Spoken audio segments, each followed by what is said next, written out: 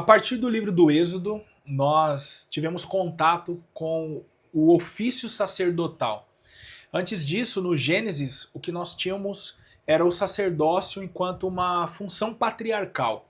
Todos os patriarcas, de acordo com a Bíblia, foram sacerdotes em seu lar. No entanto, a partir do Êxodo, nós temos este trabalho estritamente familiar se tornando um ofício para toda uma nação, começando com Arão e os seus descendentes.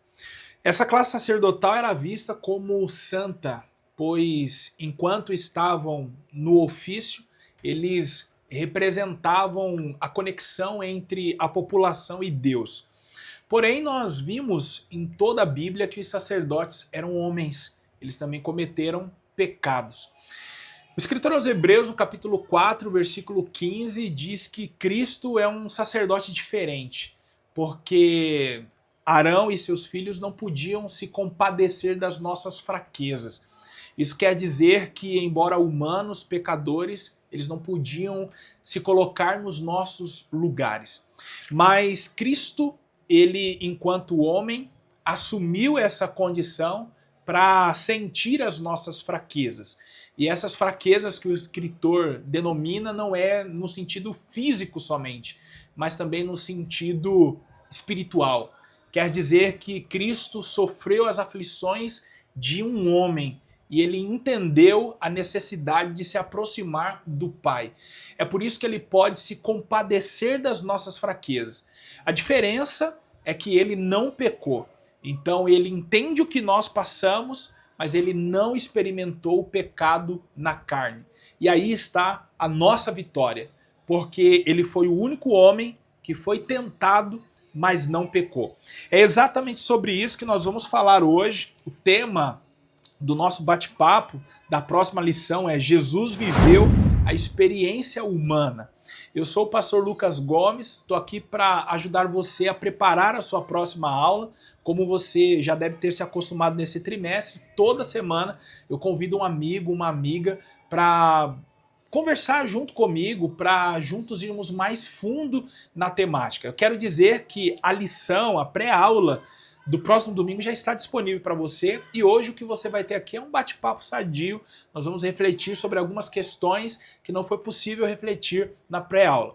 Porém, antes eu quero agradecer a sua participação. Temos crescido muito, esse trimestre tem sido uma bênção e isso se dá aos likes, às inscrições, aos comentários. Então eu quero agradecer você. E caso você que está nos assistindo ainda não é inscrito, ainda não ativou o sininho, por favor, faz isso agora. Se inscreve, ativa o sininho, porque todas as vezes que um conteúdo novo subir aqui no canal, você será avisado imediatamente. Então não perde essa oportunidade.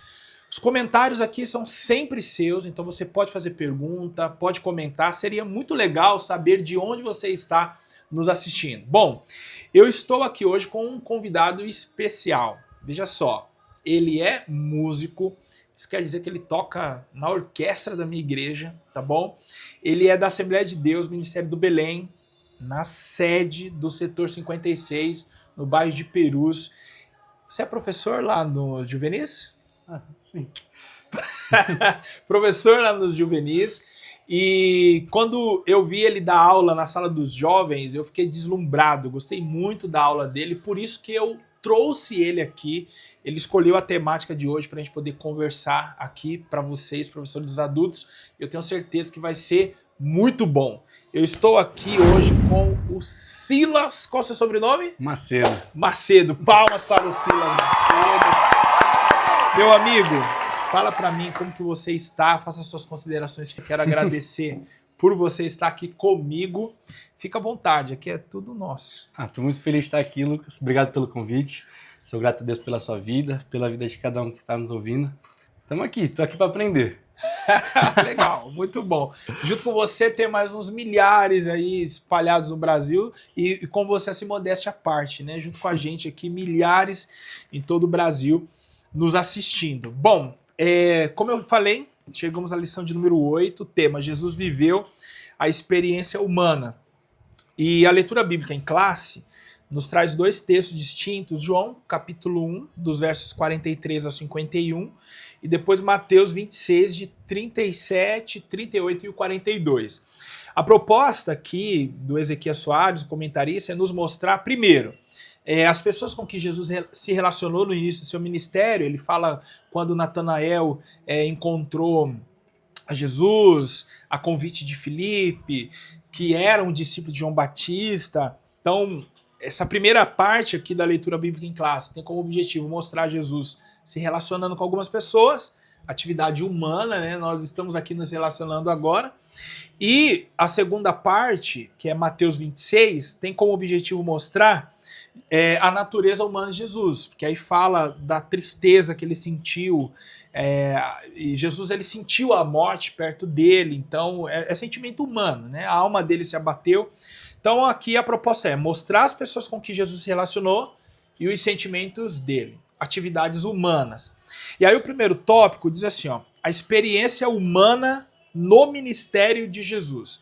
Eu vou deixar o Silas nos falar sobre o primeiro tópico, mas para você que está nos assistindo, qual que é o objetivo da lição?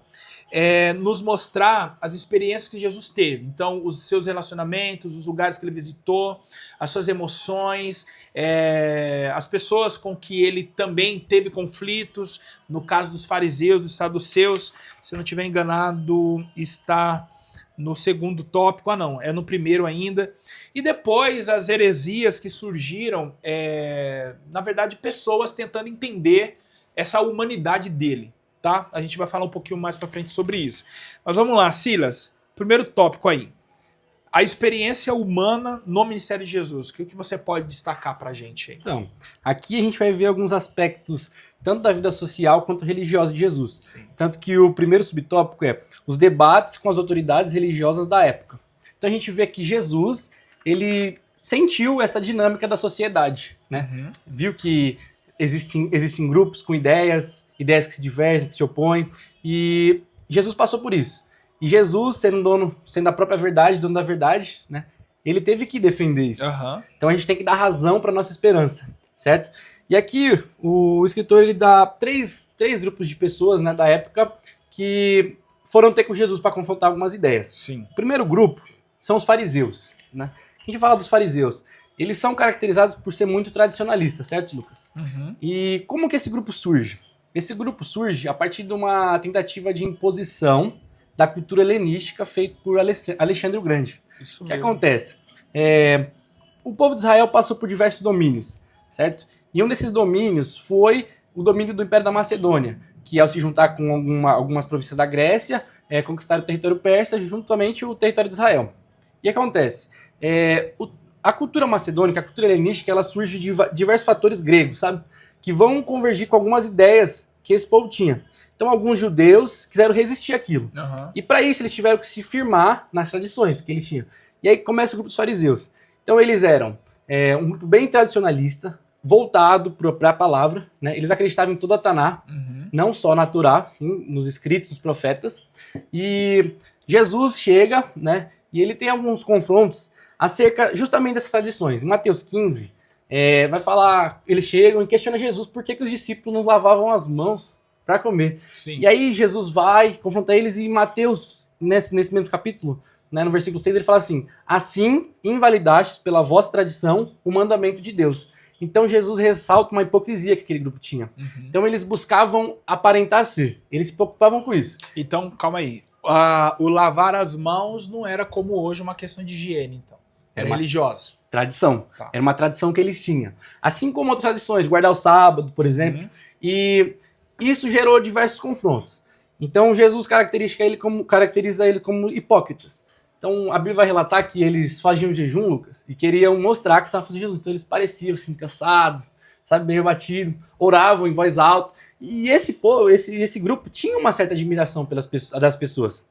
Apesar de que quando Jesus chega, começa a confrontar, né, eles começam a buscar meios de parar. Não perde seu raciocínio. Não perco. Você comentou um negócio agora muito legal.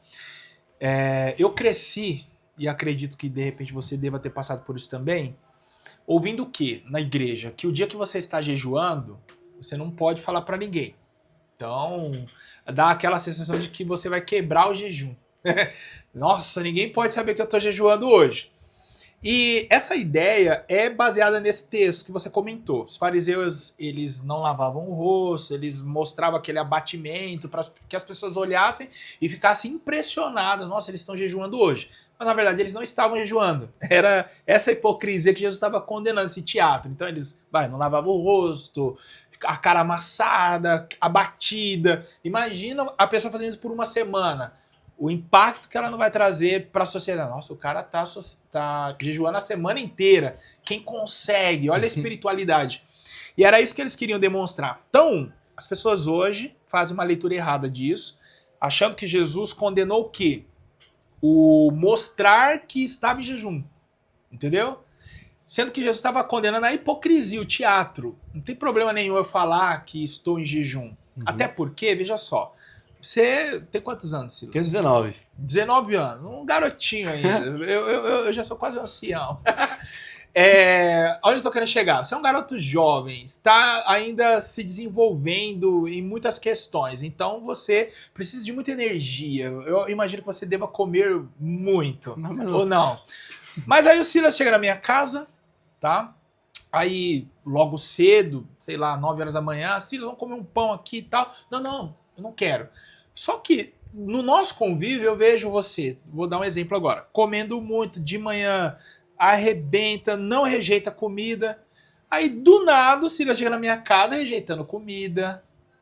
O que eu, sendo crente, já vou imaginar? O Silas é jejum hoje. Acabou. Então assim, você pode não ter me falado, mas eu sei. Então, o descobrir quebra o jejum, não, é uma ignorância isso. Aí o que muitos crentes falam assim, não, eu tô na bênção. Hoje eu tô no propósito. Para não falar, eu estou no jejum. Então, foi legal esse ponto que você trouxe sobre os fariseus, porque quem está nos assistindo vai entender que não tem problema nenhum eu falar que estou em jejum. Cara, eu tô num propósito com Deus, estou sem me alimentar até tal horário, tá tranquilo. E isso independe de eu estar falando para uma pessoa crente ou não crente. Por quê? O que é levado em consideração? O meu propósito com Deus, a minha intenção com Deus. Outra coisa também que as pessoas se equivocam quanto ao jejum. Tô em jejum. Aí eu esqueci que tô em jejum, vou lá e faço o quê? Como? Misericórdia. É perigoso os mais religiosos até fazer o sinal da cruz, né? Meu Deus do céu, eu comi. Quebrei o jejum. Gente, não existe isso. Até porque Deus, ele leva em consideração a intenção. Né? Caim foi rejeitado por isso, por causa da intenção do seu coração. Deus olha primeiro para o ofertante, depois para a oferta. Então, era só isso aí que eu queria comentar. Dá sequência. Muito bom, muito bom. Vai. Dando sequência aqui, o próximo grupo que a revista traz são os saduceus. E entre si... Calma, vamos falar ainda sobre os fariseus. Depois a gente passa para os saduceus.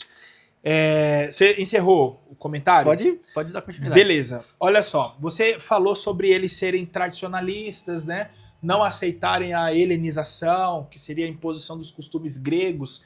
Então, os gregos queriam que eles não guardassem mais o sábado, não circuncidassem mais seus filhos, deixassem de viver como judeus e passassem a viver como gregos.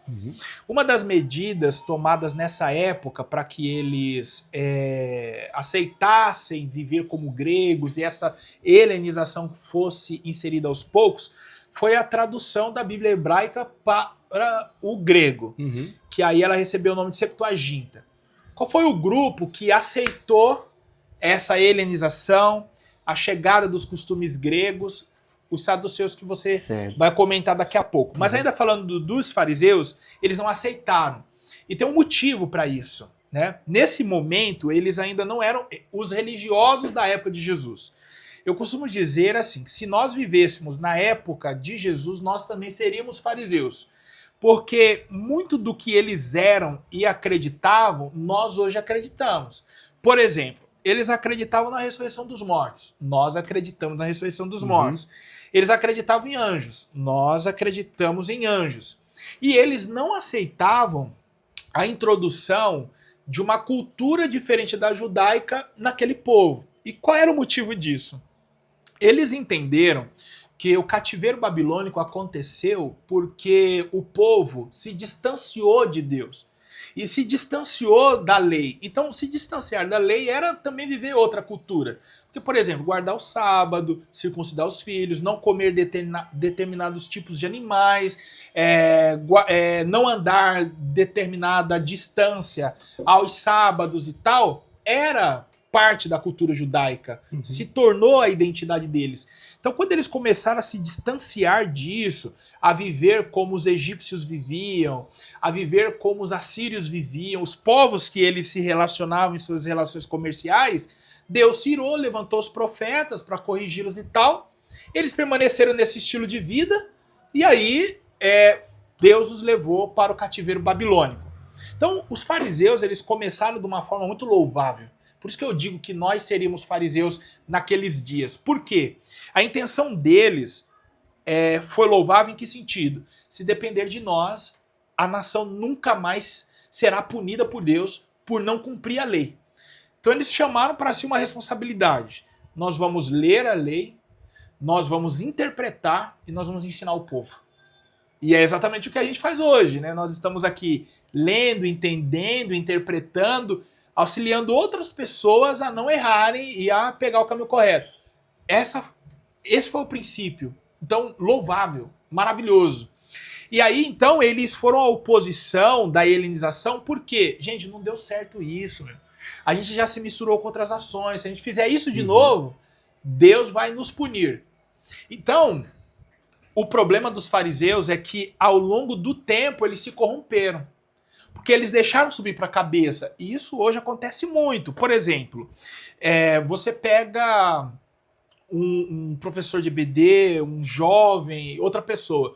Ele começa a se consagrar, meditar na palavra, daqui a pouco Deus dá um dom, que seja visões, variedade de línguas, profecia, a palavra, enfim. As pessoas que estão no entorno começam a olhar para essa pessoa que recebeu um dom e começam a divinizar ela. Nossa, o Silas fala variedade de línguas. Meu Deus do céu, ele interpreta línguas. Nossa, ele canta. Se as pessoas começam a olhar para você, que foi alvo da graça, que dom é presente de Deus, é uma dádiva, e começam a te colocar num pedestal de santificação, que se você não tomar cuidado, isso vai atrapalhar a sua vida espiritual. E foi o que aconteceu com os fariseus. Que as pessoas começaram a ver, poxa, quem tem condições de ler, entender, interpretar e ainda ensinar? Esses homens são santos. Então eles começaram a observar isso, e aí isso trouxe uma popularidade, trouxe um status, e eles começaram a explorar isso. Aí aconteceu o que você falou, eles não lavavam o rosto, se mostravam contristados, porque eles queriam cada vez mais estar nesse pódio que as pessoas estavam colocando. Na túnica dos judeus, na orla do vestido dos judeus, dos homens, havia os filactérios. É como se fossem franjas que eram postas, né? E aí, ali, a parte mais sagrada da roupa de um judeu era essas franjas. Era essa parte da túnica.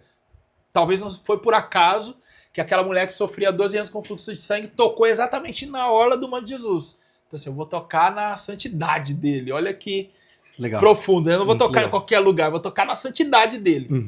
Então o que os fariseus faziam? Eles alargavam esses filactérios. Então assim, tem pouca franja aí, né? Eu tô pouco santo na visão do pessoal. Eu vou explorar mais isso aí. E aí quando a gente traz para hoje, Silas, e aí eu gostaria que você de repente até deixar suas impressões sobre isso, a gente vê muitas pessoas em público vivendo como fariseu. Sim. Mas essa fase corrompida, eu tô falando. Então, assim, todos nós seríamos fariseus na época louvável, quando tudo começou, eles estavam bem intencionados. Agora, essa fase corrompida, muita gente vive, ou seja, em público ele vive de uma forma, mas na sua vida privada ele vive de uma maneira totalmente diferente. Já conheceu pessoas assim? Só não falo o nome. Não vou falar o nome, mas já conheci. E Lucas, interessante também um outro ponto a ressaltar, né? Ainda nesse assunto dos fariseus, a questão de que eles perderam o verdadeiro propósito ao longo do caminho, certo? Eles perderam o propósito. E a gente vê que tudo isso que eles tinham que fazer, todas essas tradições, né? Começaram a sobressair sobre o verdadeiro propósito do evangelho, né? Tanto que em Atos capítulo 15, a gente vai ver que há uma discussão acerca ainda desse assunto, né, de circuncidar ou não. E há uma não pequena discussão a ponto de fazer uma espécie de reunião em Jerusalém para debater sobre isso. A gente vê Pedro e Tiago falando que aos novos convertidos cabia a gente falar sobre pecado, né? Sobre o que... Então isso acontece ainda hoje. Quando a pessoa chega na igreja, a gente quer impor algumas coisas, alguma vestimenta. E era o caso dos fariseus. Impor, não, você vai falar assim, você vai se vestir assim, mas a princípio essa pessoa ainda não está estruturada na fé, né? Ainda tem que identificar, sabe, aprender a como fugir da face do mal, aprender o que é pecado, qual o caminho que ela deve seguir. Então, essas questões não podem fugir do verdadeiro propósito que a gente tem, né? Você comentou das tradições na sala de aula. Eu gosto de dar um exemplo sobre as tradições dos fariseus para as pessoas entenderem. Eles começaram com a preocupação de evitar as pessoas infringirem os pontos da lei. Exatamente. Então as tradições eram como que cercas ao redor da lei. Então imagina que a caneca é um mandamento, qualquer que fosse ele, não faça isso, não faça aquilo, tá tudo aqui nessa caneca. E aí as tradições eram como que cercas para proteger. Então o que a gente poderia colocar ao redor aqui para proteger essa caneca? Imagina, se alguém vem contra a caneca, ele passa pela proteção, mas ainda não atinge a caneca. Era mais ou menos isso. Então, assim, quebra a tradição, mas ainda não infringe a lei. Então, esse ponto que você falou do lavar as mãos antes de comer. Qual era o mandamento? Essa era a tradição, o costume. Lavar a mão antes de comer. Mas qual era o mandamento? Que a pessoa ela não podia comer determinados tipos de animais. Levítico 19 está lá a lista. Entre eles, o mais famoso é o porco. Agora, no final do ano, o irmão falou assim, vamos comer lá em casa, sei o quê, tal. Come carne de porco? Eu falei, de porca também, irmão. Então, sem restrições. Entre os muitos animais estava o porco. Então, o que os fariseus passaram a entender? Poxa vida, o Silas, como que eu vou evitar ele de comer esses animais? Que pressão eu posso dar nele para ele não chegar a cometer esse pecado? Silas, é o seguinte, a partir de hoje, você precisa lavar as mãos. Mas por que eu tenho que lavar as mãos? Porque é o seguinte, pode ser que no dia a dia, você passou no mercado, em algum lugar, você tocou em algum animal impuro. Então vamos supor, você teve contato com o porco. Você não comeu, mas você teve contato com ele. Então suas mãos estão impuras porque você lidou com algo impuro. Aí você chega na sua casa, vai pegar o alimento. O alimento é puro. O teu alimento na sua casa é sagrado. Na hora que você pegar com a tua mão que estava impura, essa impureza vai passar para o alimento. Então no momento que você ingerir, olha que loucura, você vai ficar impuro também. Ok, então todas as pessoas passaram a lavar as mãos e aqueles que agora esqueciam ou desrespeitavam, curiosamente eram punidos assim como aquele que tinha ido lá e comido o que não era para comer. Então o problema dos fariseus não foi criar costumes, porque os costumes eles são louváveis, eles servem para formar a identidade de um povo. Uhum. O problema é eu elevar o costume na posição do mandamento. E aí, para nós hoje, isso comunica de que maneira? O problema é elevar o costume à doutrina. Eu preciso deixar muito claro, e as nossas igrejas, eu acredito que a nível Brasil, estão ficando cada vez mais vazias, porque nós cometemos um erro durante a nossa história. E qual foi? Elevar o costume na posição da doutrina. E aí a gente pode aqui, embora o tema seja sensível, falar pelo menos da televisão. Então quantas pessoas não perderam a salvação, não foram disciplinadas? E quando eu falo perder a salvação é porque preferiram sair da igreja do que estar na igreja proibidos de assistir televisão. Então saíram porque queriam assistir televisão. E hoje a televisão está dentro das nossas igrejas. Entendeu? Então pegaram um costume que é louvável, por exemplo, assembleano não assiste televisão. Tem algum problema nisso? Nenhum, mas tinha que ficar claro que o exercício de não assistir televisão era para você não estar em contato com muita coisa pecaminosa, que através disso outras janelas poderiam se abrir, ok. Não o simples ato de assistir televisão é um problema. Então foi um erro que eu acho que hoje já foi reconhecido, ninguém fala disso tão abertamente, não é? Mas foi um erro e a partir do momento que as televisões entraram nos nossos templos, eu acho que indiretamente reconheceram isso, tipo, estávamos errados. O problema não é a televisão. Então, hoje, aquelas igrejas que eram chamadas de porta larga, o que elas não fizeram? Elas não elevaram o costume na posição da doutrina. E aí as pessoas começaram a ir para essas igrejas que eram denominadas porta larga, porque elas diziam assim, não, lá pode, lá pode, lá pode. Então hoje a mentalidade na Assembleia de Deus está mudando bastante, né? Está se entendendo o que é costume e o que é doutrina. Então, costume não salva, doutrina salva. No entanto, eu preciso entender o seguinte, qual é o costume do lugar onde eu estou? Se eu fico lá contrariando as leis do lugar, eu sou um desobediente, aí eu arrumo um problema com Deus, porque eu tenho que ser submisso às minhas autoridades. Então, assim, é uma coisa que acaba puxando a outra, que eu preciso somente deixar claro o que é costume, o que é doutrina. No entanto, se você está no lugar, não obedecendo os costumes do lugar, você está sendo um rebelde, e a palavra de Deus fala contra isso, você não está agradando a Deus, e será que a sua salvação está em jogo por ser um rebelde? Então, são muitas questões, né, a serem pensadas. Mas vamos lá, meu amigo Silas, fala pra gente dos saduceus. Então, os saduceus, eles se contrapunham aos fariseus, certo? Por quê? Porque, ao contrário dos fariseus, eles não ofereceram tanta resistência à cultura helenística. Então, eles sofreram algumas influências, principalmente do grego. Então, eles mudaram a forma de pensar. Então, agora a gente vai pensar buscando mais a razão das coisas, sabe? Então, eles deixaram de acreditar na parte da Taná, eles acreditam só na Torá, e por não haver escritos diretos relacionados a corpos celestes, anjos, demônios, ressurreição, eles deixaram de acreditar nisso.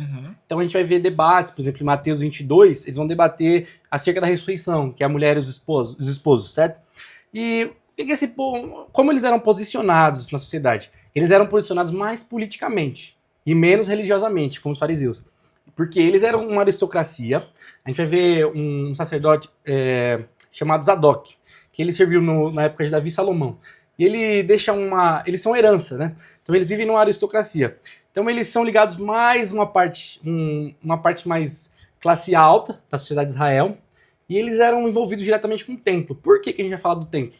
Porque o templo deixou de ser uma referência de adoração e passou a ser uma referência comercial, né? Então, tanto que quando Jesus chega ao templo, ele se ira, né, com o que acontecia ali. E eles não acreditavam, vamos definir, eles não acreditavam na ressurreição, debatiam com Jesus acerca disso. Porém, vocês vão ver que esses dois grupos que a gente falou até agora e um próximo grupo que a gente vai falar, eles vão começar a se unir num propósito de ir contra Jesus, afrontar Jesus. Então, essa era uma característica dos saduceus. Sofreram uma influência, era um povo mais caracterizado assim, relacionado mais à monarquia que tinha o domínio e à classe alta, ao templo, essas coisas. Então eles não eram tão admirados pelo povo, mas o posicionamento deles era um posicionamento mais político e menos religioso com o povo. Muito bem. E esse assunto que você comentou aí da mulher, a discussão que eles dão para Jesus, eu acho mal barato isso aí, eu dou risada. Porque eu fico pensando assim, se a história fosse verdadeira, essa mulher de fato existisse, para você que está assistindo aí se lembrar, os saduceus levam para Jesus uma questão. Então assim, ó, já que você está aí pregando ressurreição e tal, resolve esse problema aqui, ó. Uma mulher casou com um homem, só que esse homem morreu, e aí cumprindo a lei do levirato, o parente mais próximo dele, no caso o irmão, teve que se casar com ela para suscitar a herança. Aí esse irmão também morreu, e assim foi 7 homens daquela família. Aí eu fico pensando, se essa história fosse verdadeira, rapaz, eu queria descobrir onde essa mulher mora para eu poder passar do outro lado da rua. Eu nem ia cumprimentar ela, porque tá na cara que era ela que tava matando os maridos, né? Mas eles levantam essa história para que Jesus pudesse resolver, porque lá na eternidade, na ressurreição, o primeiro marido ia procurar sua mulher, só que os outros 6 também casaram com ela. Então, ela vai ser mulher de quem? Então, eles levam essa questão porque eles, de fato, não acreditavam na ressurreição. E aí, você falou muito bem que era uma influência grega. Os gregos não acreditavam na ressurreição. Eles viam o corpo como a prisão da alma. Então, morrer para eles era libertar essa alma. Não que eles buscassem a morte, mas morrer para eles não era algo tão ruim. Então, não é questionável essa ideia de ressuscitar. E você vê que essa influência do mundo grego, no mundo judaico, também entrou na igreja lá na frente. Em aulas passadas nós comentamos aqui sobre os judaizantes. Deixa eu ver aqui. Foi a aula de número... Ai, não lembro agora. Mas a gente falou sobre os judaizantes e era um grupo que ensinava na igreja, por exemplo, que deveriam... Ah, não, os judaizantes não, perdão. O gnosticismo. Então, o gnosticismo, uma das primeiras heresias aí no primeiro século, acreditava que Jesus, ele, se era Deus, não tinha um corpo humano. E se era homem, então ele não era Deus. Porque eles não conseguiram equacionar essa questão de um ser divino entrar numa matéria má que era o corpo. Então, os saduceus, como você falou, eles eram muito mais políticos do que religiosos. Você vai falar dos herodianos pra gente, que agora era um grupo estritamente político, né? É interessante que a revista vai citar os herodianos como marqueteiros, porque eles eram pró-Roma. Então eles defendiam as ideias da monarquia. Eles tentavam impor de algum jeito isso ao povo. E é interessante que ainda em Mateus 22, que a gente acabou de falar, né, acerca da ressurreição, no versículo 15 eles vão questionar Jesus acerca do tributo, certo? E é interessante que no início dessa passagem eles falam que foram junto com alguns dos discípulos dos fariseus. Então já mostra, né, que esse povo começou a se unir. Isso, olha só. Os fariseus eram contrários à dominação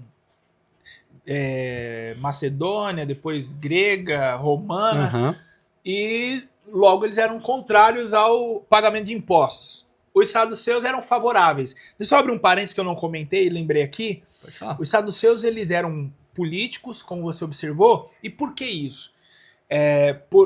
Porque aí eu até indico aqui para quem estiver assistindo, quando puder ler o livro dos Macabeus, que você vai ter um pouquinho de contato com o que eu vou falar agora. Os saduceus, quando que eles ganharam importância política em Israel? Nesse período. A família de Judas Macabeu, né, o pai dele, Matatias, começou uma revolta contra os gregos, contra essa dominação grega, e aí eles venceram. Depois de 3 anos e meio, eles conseguiram retomar o domínio da cidade de Jerusalém, purificar o templo e reabrir as portas para culto, porque durante a dominação grega isso tudo foi proibido. Nesse momento, essa família de sacerdotes, que era a família de Matatias, como eles recuperaram o domínio, eles acabaram se tornando líderes, algo meio que automático. Então, eles começaram a governar Jerusalém. Então, esse período, Israel voltou a viver um resquício do que viveram com a monarquia, que foi interrompida com a invasão de Nabucodonosor. Então, os sacerdotes passaram a liderar o povo. Então, aconteceu. Eles lideraram a revolta, venceram e do dia para a noite estamos no poder. Então, eles se fizeram reis. Então, agora é uma família de sacerdotes reis. É inusitado, é inédito isso na história. Porque até então, nós nunca tivemos um membro da família sacerdotal se assentando no trono. Por quê? Todos eles eram da tribo de Levi. E de acordo com o que Deus prometeu para Davi, que não faltaria descendente no trono, então todos eram da tribo de Judá. Todos os reis eram descendentes de Davi. Então já muito conflito aí. E aí, quando eles se tornam reis, quem agora ascende ao poder? Os gregos ainda estão dominando. E aí, quando eles recuperam o poder, quem é que está surgindo? Os romanos. E Roma está vindo devastando tudo. Então, qual é o acordo que eles começam a fazer, primeiramente com os gregos, depois com os romanos? Olha, se vocês nos permitirem estar no poder, a gente convence a nação a aceitar pacificamente a dominação estrangeira. Então, os saduceus era o grupo que tentava aproximar os judeus dos dominadores. E os fariseus era o grupo que tentava afastar a população dos dominadores, porque isso já tinha dado errado lá atrás, quando o povo se misturou com os gentios. Deu para você entender? Então, eles não dialogavam em muitos aspectos doutrinários, como você falou. Os saduceus não acreditavam em anjos, os fariseus sim. Os fariseus reconheciam todo o Antigo Testamento, os saduceus somente a Torá. Não acreditavam no restante. E esse era um dos pontos. Os fariseus querem afastar o povo, os saduceus querem aproximar, porque eles querem se manter no poder. E eles são uma classe muito influente nos dias de Jesus, porque são os principais sacerdotes que se dirigem a Pilatos para denunciar Jesus. Então olha o poder que eles tinham, de pedir para alguém ser preso e morto. Eles eram muito influentes. Continua falando dos herodianos. Fala dos herodianos. Então a gente vê aqui o relato deles, né? Eles são apresentados aqui em Mateus 22:15, onde eles debatem acerca do tributo, junto com alguns dos discípulos dos fariseus. E a gente sabe que desde o nascimento de Jesus, a família Herodes, né? A família Herodes, ela tem medo dessa ideia de que João Batista apresentava, de que chegar do reino de Deus, essa ideia de reino, né? De quando Jesus se apresenta, né? Então eles sempre tiveram medo de que surgiria um rei.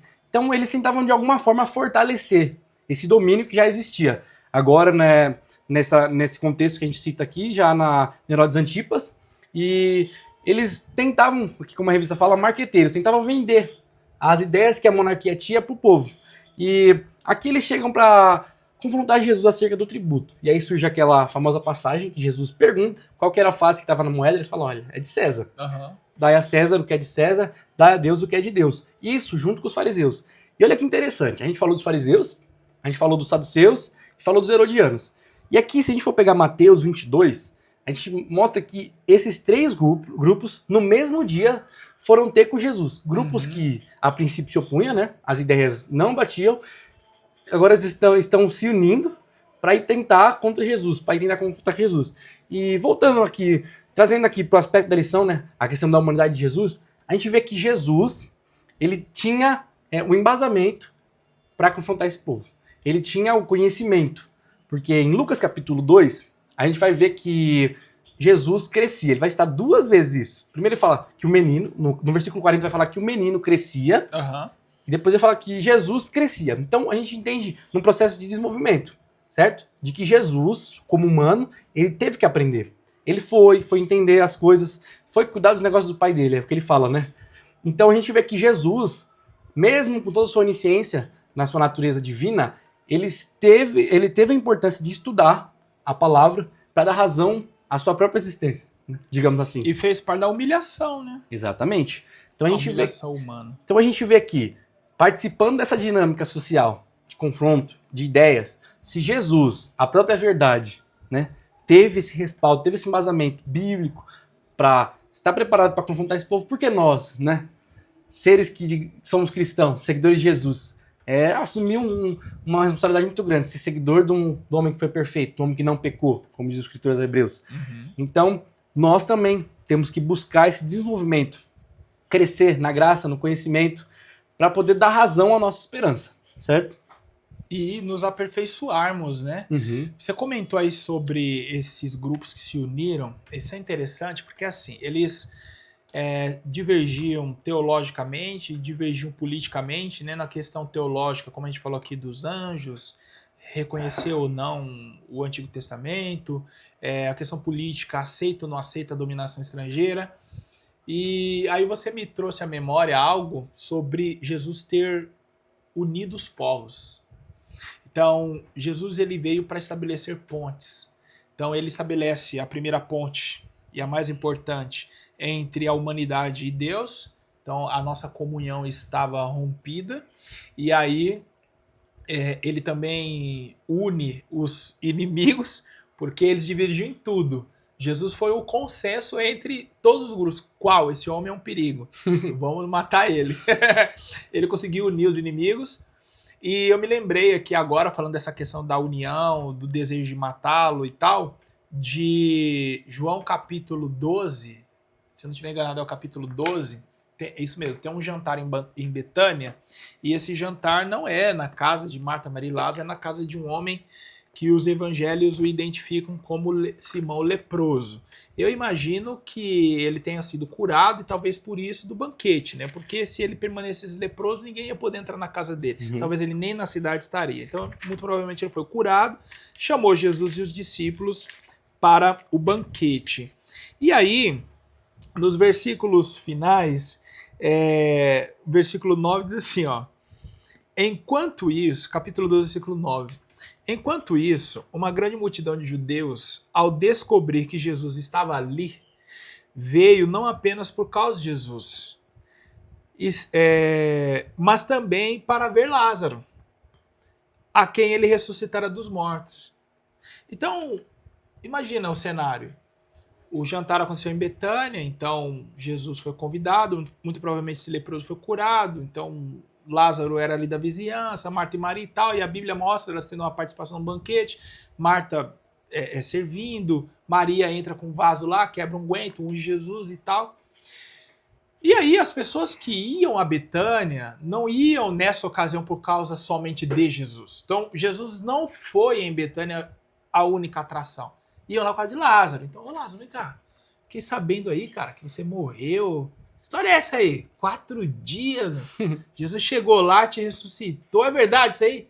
E aí Lázaro ia contar a versão dele da história.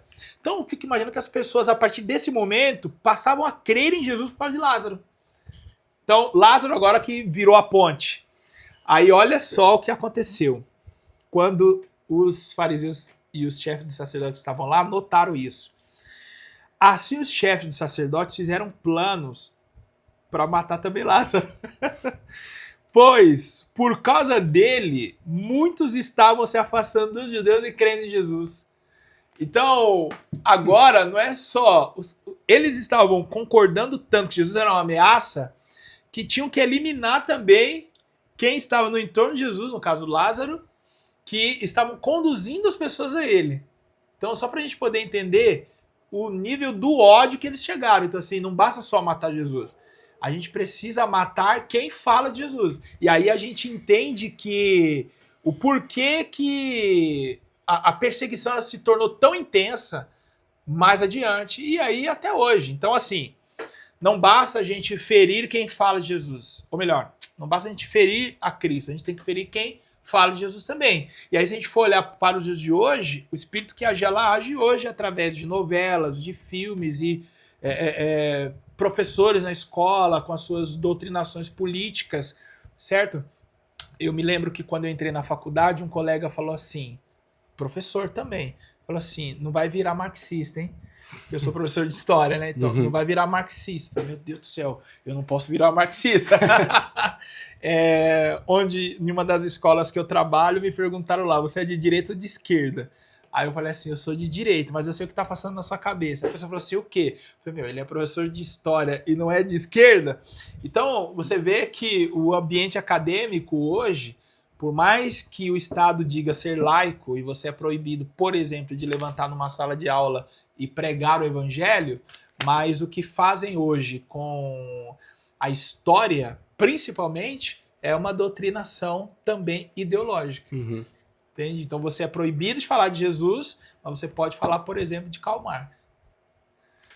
Segue, meu garoto. Então a gente chega no segundo subtópico, certo? Que é a vida social e religiosa de Jesus. Sim. E é interessante a gente comentar há mais ou menos 1 ano, Lucas. O segundo subtópico, senão o pessoal vai achar que é o segundo tópico. Isso lá. Mesmo, segundo subtópico. Do primeiro ainda, hein? Olha só, hein, como a gente tá falando bastante. A vida social e religiosa de Jesus. Interessante que há aproximadamente 1 ano, Lucas, estava dando uma aula de EBD lá na sede, sempre uma honra. E eu fiz uma pergunta pra você. Pra mim? É, pra você. Você fez na época? Na época. Ah, tá. E eu lembrei disso assim que eu li isso aqui. Eu falei, Lucas, se me chamarem pra um casamento, né, pra uma festa, e eu sei que lá vai ter gente que vai estar bebendo, sabe? Vai ter pessoas ouvindo músicas do mundo. Eu devo aceitar? Eu devo ir? Aí eu perguntei até daquele versículo, daquele salmo que diz que não devemos assentar na roda dos escarnecedores. E aí você me deu uma resposta que foi muito clara e objetiva. Se eu me reter completamente, né? Por mais que a gente saiba que tem pessoas que a gente pode passar 3 minutos, 30 minutos, 3 horas a vida, mas se eu me reter completamente de participar de qualquer evento social que tenha, seja um casamento, uma festa, se um dia, né, se eu não me relacionar com essas pessoas, e a gente vê que Jesus se relacionou com diversas pessoas, se um dia eu precisar convidar alguém para a igreja, quem que eu vou convidar? Foi essa a resposta que você me deu. Sim. Eu guardei isso, muito legal. E aqui, se tratando da vida social e religiosa de Jesus, eu quis trazer a passagem de João capítulo 2, que é a boda de Caná. É um casamento. Sim. Quem que você convida para um casamento? Amigos, conhecidos, né? Então, é um âmbito social. A gente vê claramente que Jesus participava disso. Você citou também o jantar em Betânia, que é um momento de lazer com os amigos, né? Então, Jesus, ele tinha uma vida social ativa, certo? E olha que interessante. Apesar dessa vida social ativa de Jesus, ele não perdia o seu propósito. Tanto que, no momento que ele estava ali, ele dá início, faz o seu primeiro milagre, certo? Então Jesus, apesar da sua vida social, ele não fugia do seu propósito. Assim como é você. A gente tem uma vida social. A gente está sujeito a pessoas com ideias diferentes, seja na faculdade, no trabalho, mas a gente tem um propósito. E a gente tem que estar ali para executar esse propósito. Certo? Então, esse aqui é o primeiro texto. Agora, se tratando da vida religiosa de Jesus, você quer comentar alguma coisa sobre a vida social de Jesus? Não, pode falar. Vamos seguir?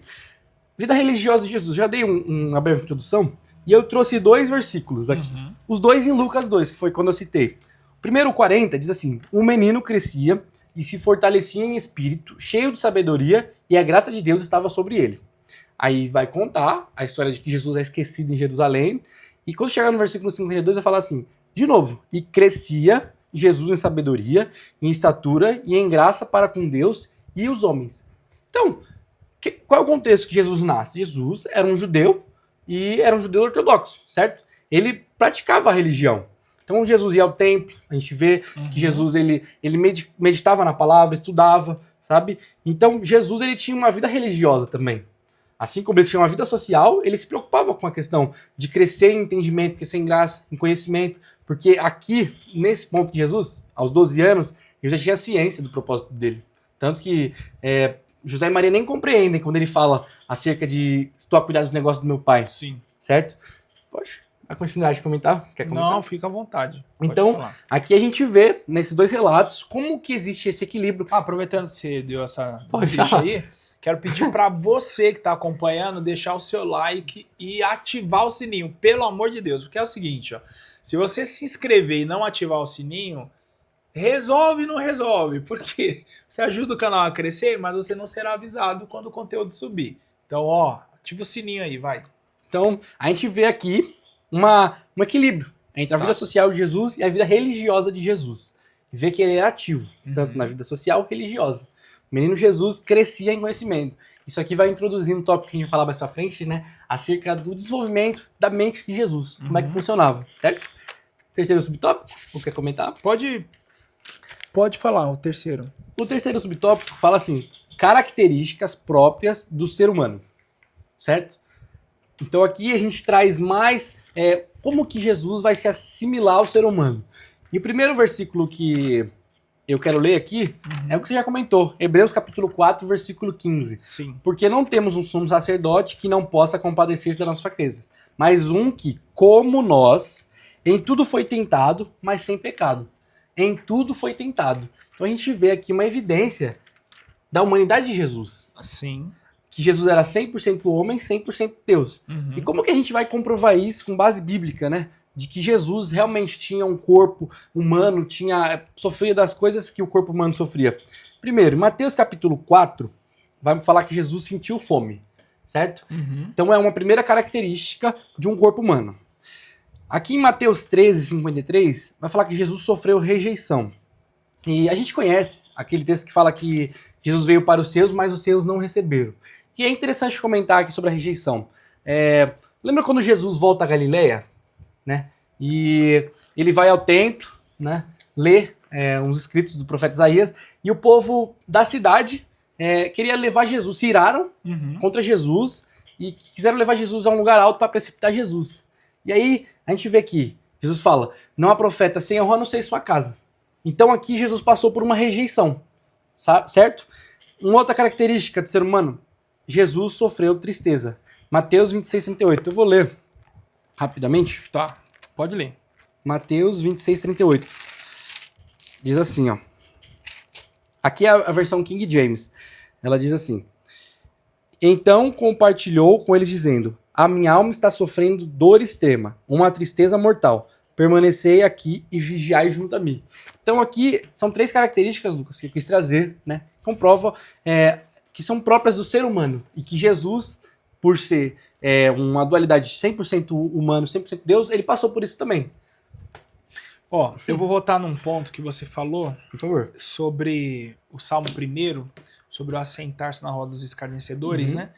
A minha versão aqui é NVI, ela fala assim, ó, como é feliz aquele que não segue o conselho dos ímpios, não imita a conduta dos pecadores, nem se assenta na roda dos zombadores. De fato, o texto do Salmo 1, versículo 1, nos diz para nós não nos assentarmos na roda dos escarnecedores. E aí pode até parecer contraditório A resposta que eu te dei, que você recuperou agora, né? Poxa, mas eu sou ensinado a não me assentar na roda dos escarnecedores, fui convidado para uma festa, e aí eu não devo ir, então? Ok, faz sentido. Quando eu precisar chamar alguém para um culto na minha igreja, também não vou ter quem chamar, então eu preciso socializar com as pessoas para que elas aceitem os meus convites. E aí Jesus fez isso, você trouxe aqui brilhantemente. Ele se assentava com pecadores e publicanos. Como entender esses textos? Eu gosto de vê-los como aparentes contradições. Um não manda me assentar e o outro mostra Jesus sentado. Entre pecadores e publicanos. Então, como entender essa aparente contradição bíblica? Será que Jesus desrespeitou o que Davi orientou? Vamos entender isso.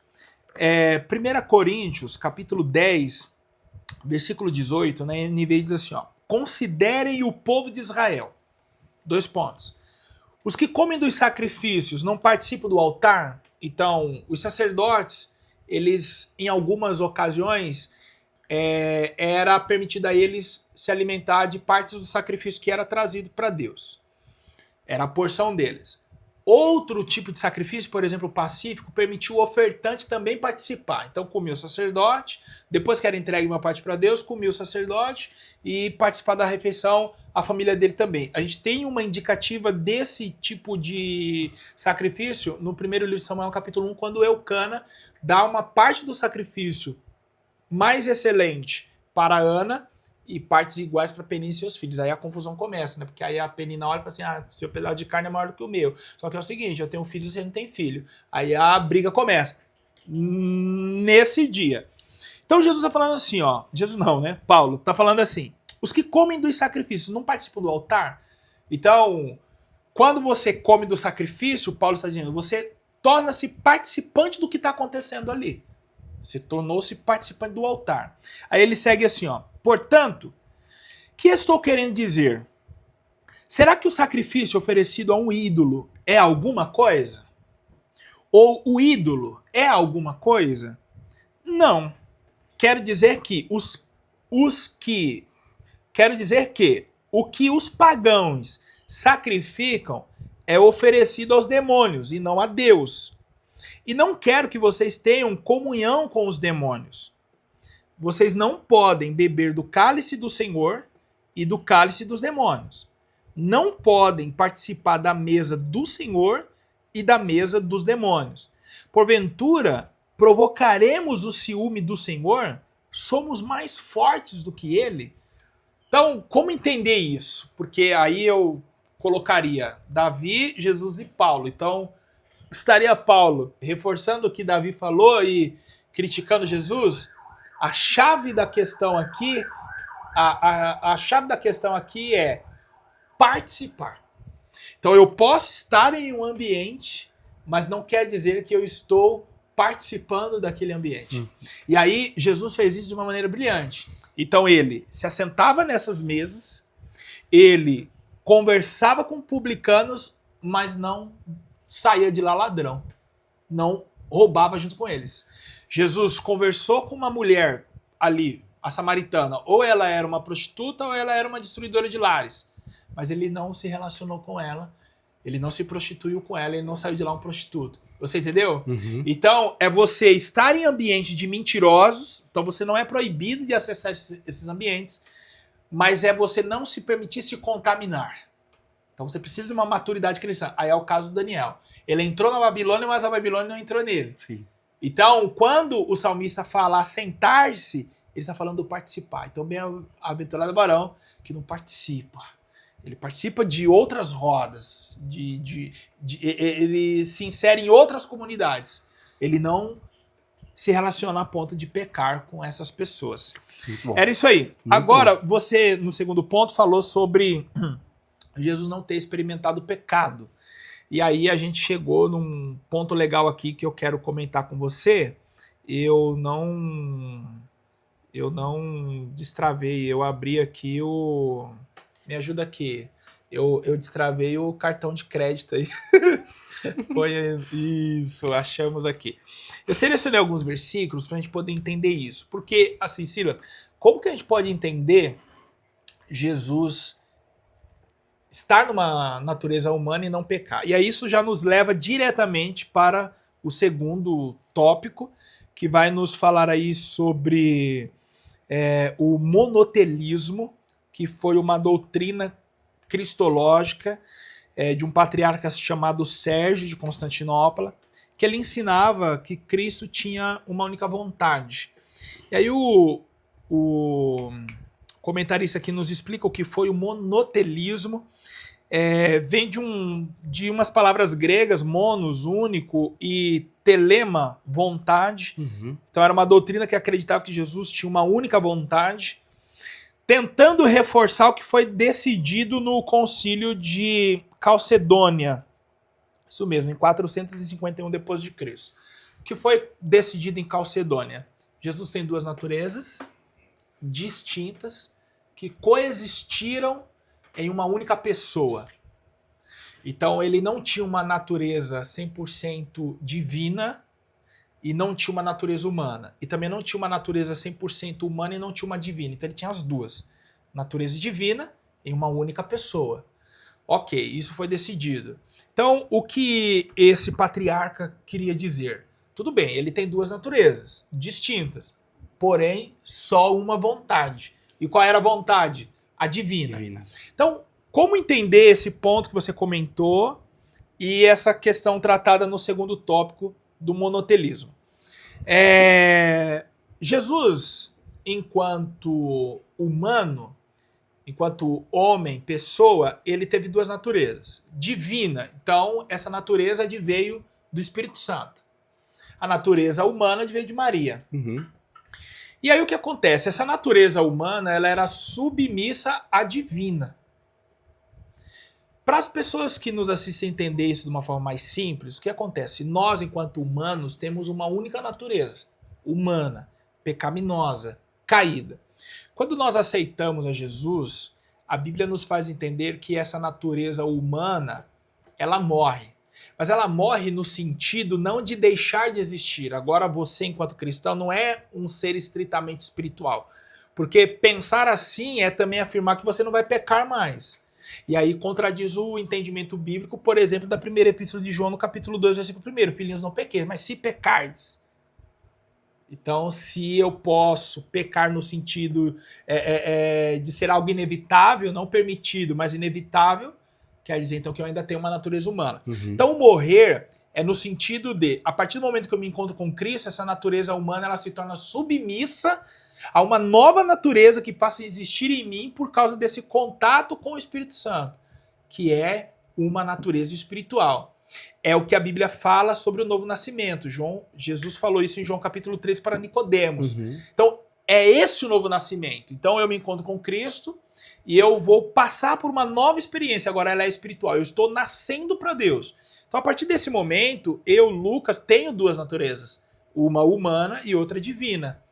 E aí, Paulo aos Gálatas, no capítulo 5, ele fala sobre que o espírito milita contra a carne e a carne contra o espírito. Uhum. Então eu fico imaginando que o Walt Disney leu a carta aos Gálatas, no capítulo 5, e por isso criou lá o anjo bom e o anjo mau, né? O demôniozinho que fica... Cada um fala, você pode fazer isso, você não pode fazer aquilo. É mais ou menos essa luta interior que existe em nós.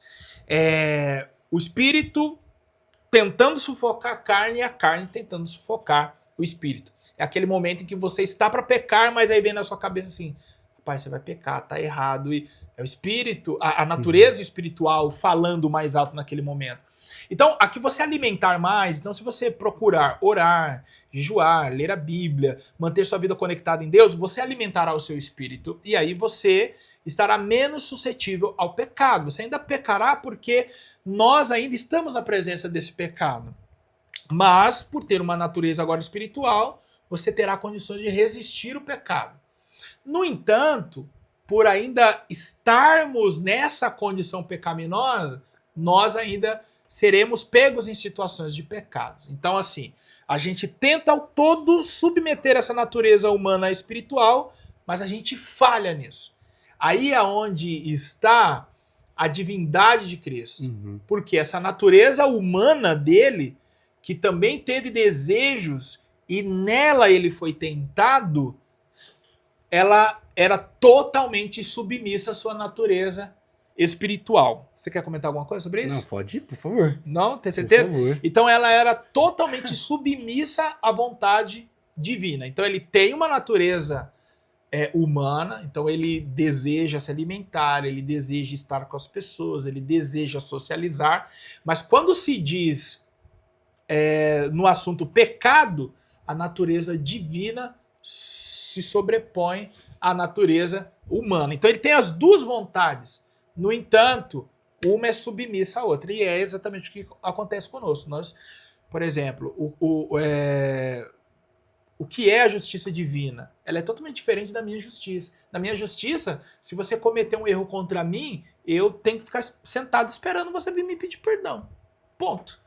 Agora, numa justiça divina, eu tenho que submeter essa vontade minha humana à vontade de Deus e ir lá e falar assim, ô Silas, cara, eu acho que quem errou fui eu. Olha só, eu sei que você errou, mas como eu sei que meu culto vai ser impedido porque nós não temos paz, eu tenho que ir lá e me submeter. Então o evangelho é isso.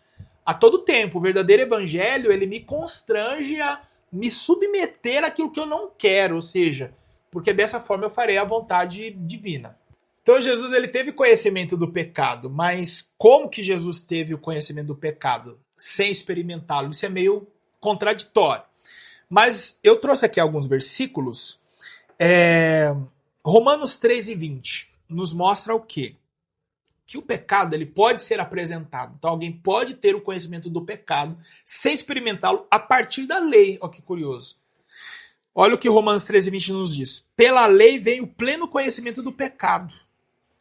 Então, o que Paulo quis dizer com isso?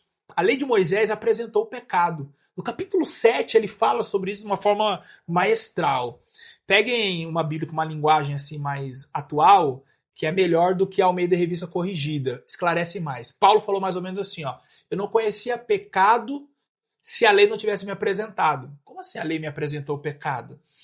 Foi a lei quem disse assim, ó.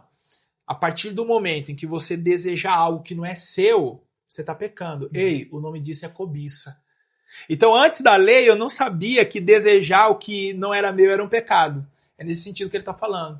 Eu não sabia, antes da lei, que não honrar o pai e a mãe era um pecado. Foi a lei que me falou, ei, isso é pecado, não faz, ó, é pecado. E tem mais, se você fizer, você vai morrer. Aí, no capítulo 7 aos Romanos, Paulo diz bem assim, a partir do momento em que a lei disse não faz porque é pecado, você vai morrer, o pecado me seduziu. Por quê? Ele me trouxe o desejo de fazer aquilo que eu não podia. Então, quanto mais eu me debruçava sobre a lei e entendi o que era pecado, ele trazia em mim o desejo de cometer aquele pecado. Aí eu, dominado por esse pecado, eu até me arrepio falando sobre isso, porque a gente se identifica muito com isso, né? Observe que o ser humano, desde criança, ele tem prazer em fazer aquilo que é proibido. Se você quiser que uma criança chegue aqui e derrube essa caneca, não, assim, eu quero que ela pegue essa caneca e jogue no chão. Eu não posso falar para ela assim, ó, pega a caneca e joga no chão, porque ela não vai pegar a caneca. O que eu preciso fazer? Não pega. Fulano, não põe a mão aqui. Não põe a mão. Ixi, meu, ela vai passar aqui, vai dar um negócio, eu tenho que pegar essa caneca. Por que eu não posso pôr a mão? Aí ela vai pegar, desequilibra e cai no chão e quebra. Então foi isso que Paulo falou. A lei falou, não pode, não pode, não pode. Não faça, não faça, não faça. Aí foi me dando desejo, foi me dando desejo. Quando eu fui lá e fiz, o que o pecado fez? Paulo diz, ele me abandonou, cara. E aí eu morri. Exatamente como a lei dizia. Então, o pecado me enganou. Aí ele vai lá, após entender isso, diz assim, sou um homem miserável. Quem vai me livrar desse corpo que me faz morrer? Em que sentido ele está falando? Esse corpo que me faz pecar e porque peco eu morro. Quem vai me livrar disso? O bem que eu quero fazer eu não faço, mas o mal que eu não quero eu acabo praticando. Então é uma lei que batalha contra mim nos meus próprios membros. Então eu faço aquilo que eu não quero. Aí é onde entra a misericórdia divina. Porque Deus sabe que você não quer. Então, aonde é que a graça alcança? Num cenário onde você não queria, mas você foi dominado. Isso é ou não é profundo demais? Meu Deus, Demais. as pessoas estão Sim. impactadas aqui nos bastidores. Tem gente falando em línguas, chorando, meu pai. Então, eu posso apresentar a alguém o pecado a partir da lei. Segundo, eu posso apresentar o pecado para alguém pela sua própria consciência. A pessoa pode ter conhecimento do pecado a partir da sua própria consciência. Isso é muito profundo, nos abre margem para muitas coisas que não vai ser possível falar aqui. Mas Romanos 2, de 14 a 15, diz assim, ó. Porque quando os gentios que não têm lei fazem por natureza as coisas que são da lei, eles, embora não tendo lei, para si mesmos são lei. Pois mostram a obra escrita em seus corações, testificando juntamente a sua consciência e os seus pensamentos, quer acusando-os, quer defendendo-os. Tem muitos crentes que usam essa fala assim, eu ia fazer tal coisa, eu fiz tal coisa e o Espírito Santo me acusou. Não, o Espírito Santo ele não acusa ninguém. Então, mas eu ia fazer, o Espírito Santo me acusou. Não, ele não acusa. O nome disso é consciência. É lei interior. Vamos lá. A lei de Moisés foi entregue em Êxodo capítulo 20. Certo. Do Gênesis capítulo 3, quando o pecado é introduzido no mundo, até Êxodo 19, quem falava para as pessoas o que era pecado, se não estava escrito? A consciência. Quando Caim matou o irmão dele, o Abel, quem falou para ele naquele momento assim, você pecou? Quem fez isso? Porque na hora que o irmão morreu, ele entendeu que ele cometeu um pecado. Ponto. Quem falou pro Adão no momento em que ele comeu do fruto, ei, você pecou? Deixa eu parar só um pouquinho por causa desses cachorros aí. Depois a gente volta, hein? Beleza. Você tava parado como? Você vai ter que voltar no... Mesma coisa. Eu não sei como é que eu tava, que é tanta coisa. Tô zoando. É tanta informação. Mas tá inteligível? Tá. Demais. Muito bom. Então, assim, quem falou pro Adão que ele tinha pecado? Paulo explica, a consciência. Então quer dizer que antes da lei ter sido escrita, Deus colocou ela na nossa consciência. Deus cravou a lei em nós. Entende? Então é por isso que ele está falando aqui que quem sem lei peca, sem a lei será condenado. Por quê? Ele não tem como fugir da lei da consciência. Então é por isso que você pega povos em locais remotos, hoje já não é tão assim, ainda tem um outro, mas vamos falar há 500 e poucos anos atrás aí, quando os europeus chegaram aqui na América. Poxa vida, os indígenas eles já tinham um sistema religioso totalmente organizado. Quem ensinou isso para eles? Senão a lei da consciência que Deus colocou. Eles já tinham uma concepção de Deus, não o único, mas alguém superior que regia todas as coisas. Eles adoravam os astros, adoravam animais, e aí? Quem ensinou isso para eles? Entende? Então é isso que Paulo está falando. Então, o pecado ele pode ser apresentado a partir da nossa própria consciência. Terceiro, o pecado ele pode ser apresentado a partir da pregação da palavra. 2 Timóteo 3, 16 a 17. Toda a escritura é inspirada por Deus para repreensão, correção. Então a pregação bíblica apresenta o que é o pecado. Ela corrige o crente. Então mesmo o cristão nunca tendo participado da vida lá fora, ele tem noção do que é pecado pelo que a palavra de Deus diz. O pecado ele pode ser apresentado a alguém pelo próprio Espírito Santo. Então, João 16:8, ele diz assim, quando ele vier, convencerá o mundo do pecado. Então, o Espírito Santo ainda hoje pode convencer pessoas do pecado. E muitas vezes nós somos vaidosos, acreditando que Deus depende de nós para apresentar o evangelho a alguém. É claro que o próprio Paulo fala, se não houver ninguém para ir, como terão conhecimento da verdade e tal? Ele faz perguntas. Paulo não está dizendo que se ninguém for, as pessoas não terão conhecimento da verdade. Porque o mesmo Deus que se apresentou ao Abraão lá sozinho, como foi? Deus enviou alguém ou Abraão ouviu uma voz? Então a gente percebe nisso aí que o próprio Deus se apresentou ao Abraão, o próprio Deus se apresentou ao Noé, porque ainda hoje ele não faz isso. É claro que ele nos enviou para fazer, mas onde nós não chegarmos, Deus pode chegar. E ainda que não chegue, as pessoas serão julgadas por essa lei da consciência. Por último, o pecado ele pode ser apresentado, alguém ter conhecimento do pecado a partir da vida de Jesus. Aí a gente volta aos Hebreus 4:15, um homem que viveu e não pecou. Então, a partir do modelo de Cristo, de santificação, a gente entende o que é pecado. Então, o que Jesus não fez, ele não fez porque aquilo é pecado. Então, ao observar o seu modelo, ao seguir o modelo dele, eu sei por onde eu devo caminhar. Então, eu não preciso experimentar o pecado para saber o que é pecado. Basta, a partir desses pontos que eu listei aqui, eu já entender o que é e, por causa desse conhecimento, não querer me aproximar dele. Ponto. E aí, meu amigo Silas, tem algo para ponderar? Com certeza. Depois de todo esse conhecimento que você compartilhou acerca da lei, acerca da nossa consciência, uma dúvida, uma pergunta bem polêmica, Sim. que eu acho que eu tenho, pode ser que muitos ouvintes também tenham. Jesus, com a sua dualidade, né, sendo humano e sendo Deus, poderia pecar? Então vamos lá. Ele poderia pecar? Ele poderia. Olha que coisa, hein? Meu Deus. Mas ele não pecou. Por que ele poderia? Porque ele tinha uma natureza humana. E por que ele poderia pecar? Ele poderia porque ele era homem. Olha, eu preciso falar isso para que as pessoas compreendam o porquê tinha que ser um homem, esse homem não podia ter pecado e por que a morte tinha que ser de cruz. É algo assim muito profundo, meu amigo Silas.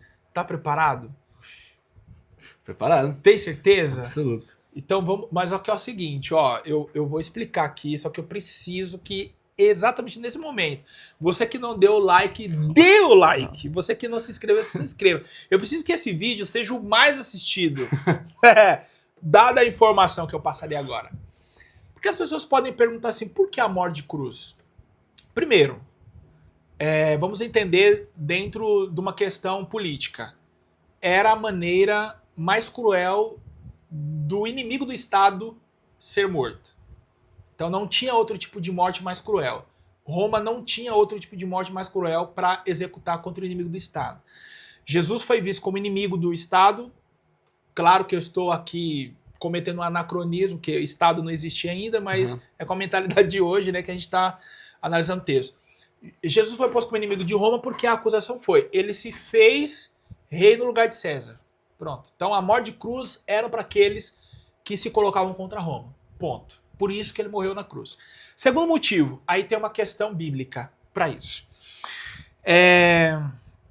Gênesis capítulo 15 mostra Deus dizendo a Abraão, depois de uma série de questionamentos que ele fez, falando para ele pegar alguns animais e matar esses animais. Então, mata os animais e aí, Abraão, você vai fazer o seguinte.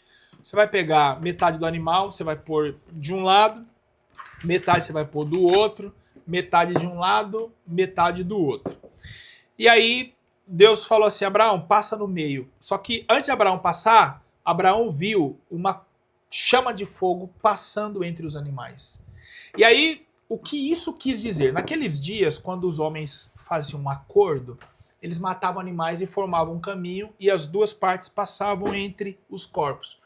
Ali, quando eles passavam, eles evocavam algumas maldições sobre si. Então, quando eles passavam, eles falavam assim, se uma das partes quebrar o acordo, o que aconteceu com esses animais vai acontecer com ela. Então ele vai ser morto e espedaçado. Então seu sangue vai ser derramado. Então os acordos nesse período, eles eram levados muito a sério. Então não era aquela coisa assim, eu prometo algo para você, mas o tempo passa, caiu no esquecimento e não cumpro mais. Não, o negócio era sério, pagava com a vida. Então Deus falou na linguagem que o Abraão conhecia e ele ia entender. Abraão, você está me fazendo uma série de questionamentos? Você quer saber como que eu vou cumprir as promessas que eu te fiz? Mata os animais, cara. Vamos fazer um acordo agora. E Deus passou entre os animais. Então, na cultura do Abraão, era Deus dizendo assim, se eu não cumprir o que eu estou te prometendo, quem morre sou eu. Então, Deus fez uma aliança com Abraão. Essa mesma aliança que Deus fez com Abraão, Deus fez com a humanidade lá no princípio. Por quê? No momento que o homem pecou, o que Deus fez? Deus também matou o animal. Aquele animal não morreu só para dar roupa para Adão e Eva. Deus fez uma aliança com o homem naquele momento. E assim Deus fez uma série de alianças com a humanidade.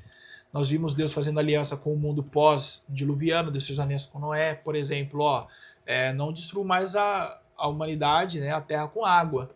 E aí sim foi.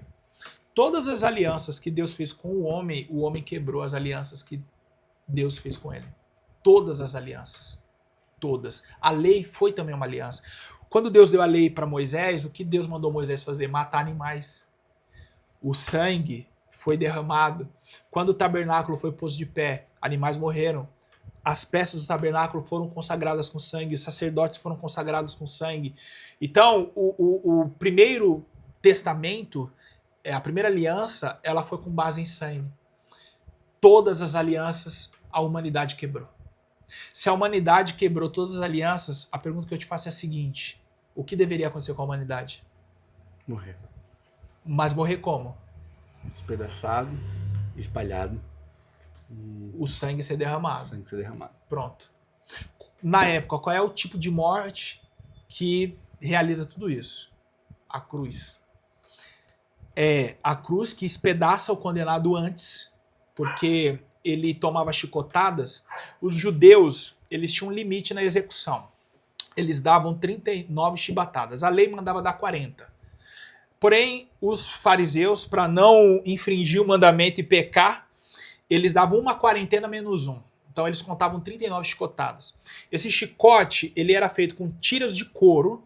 Então eles tinham lasca de ossos e chumbo. Então o chumbo servia para quebrar os ossos, a borracha, né, o couro, para poder abrir incisões, na verdade, ferir a pele, e os ossos grudavam na pele e arrancava pedaços dessa carne. Então, o condenado ele era espedaçado antes. Então, ele literalmente perdia todo o sangue do corpo quando ele era pendurado. O Dr. Champlin, ele diz que o mínimo que uma pessoa sobrevivia pendurada era 3 dias. Então, imagina 3 dias você numa agonia. O máximo foi um homem que chegou a 11 dias, e aí eu acho que perceberam que o cara não ia morrer, tiraram ele de lá.